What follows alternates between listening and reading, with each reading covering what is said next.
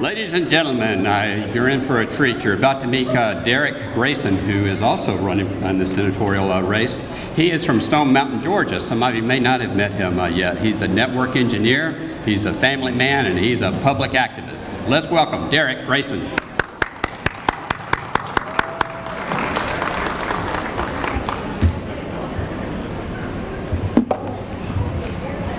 Greetings. I'm a little different. I'm a little bit interactive. I have two questions I want to ask everybody before I get started, and I won't be long. First question, and I want you to raise your hands if it is an affirmative answer.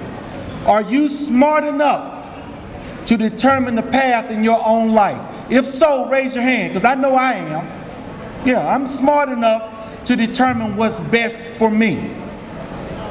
And the second question I want to ask you, do you want to see the GOP grow? I mean, truly grow. If you do, raise your hand. Okay? Well, now we have an opportunity.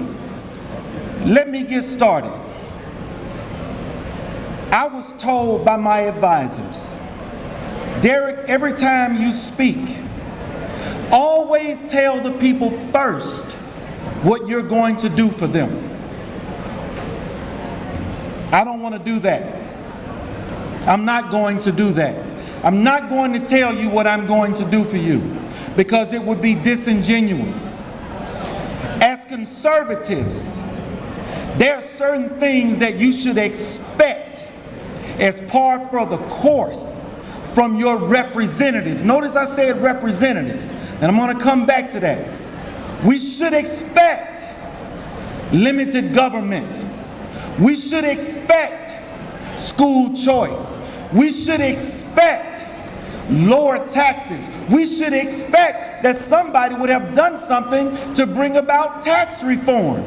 We should expect a balanced budget. But year and election after election, people run and they say, I'm going to do thus and so, as though it's news to us. But you know what? The room has not changed. It's still the same.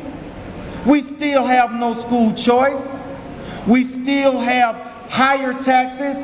Oh, and they have moved away from higher taxes. They simply find new ways to tax us. Nothing has changed. And we send the same people back time after time after time, and we get the same thing. And every election, they come in and they give us the buzzwords that make us clap. Well, I don't want you to clap at the buzzwords. I want you to think, and I want you to see this one point. If we continue to do the same things that we have been doing, expecting a different result, it is the very definition of insanity. There is only one elected official that I know of that ran and was actually held accountable for something that he said he would not do, but did anyway. That was George Bush Sr. Read my lips. We know the rest of it. He got his hat handed to him. We held him accountable for what he said he wouldn't do, but did anyway. It's time for a change, people. We all know what it is we want. We all know what conservative values and principles are all about. We don't need people to stand up in front of us and tell us what we already know. We need them to go and change the room. But the room has not changed. And the only way it will change is if we stop doing what we have been doing. I'm saying to you, I have not been in that room. If you elect me and send me to Washington, I promise you, I will serve you. I will change the room. And one other important fact, I tell you up front, I am not going to be your leader. You don't need more leaders. What you need are representatives. If you go back and read the preamble, it says, "We the people, in order to form a more perfect union."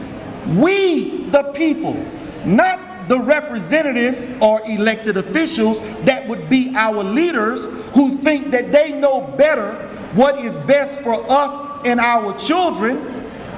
In the preamble it says to give the blessings of liberty to ourselves and our posterity. That is what we must do. We, the people, must start to choose. We don't need leaders. We need representatives that will represent our interests and usher the will of the people. But it is up to you to charge them and hold them accountable. I will represent you. I will not lead you. You can do a better job than I ever could. Thank you.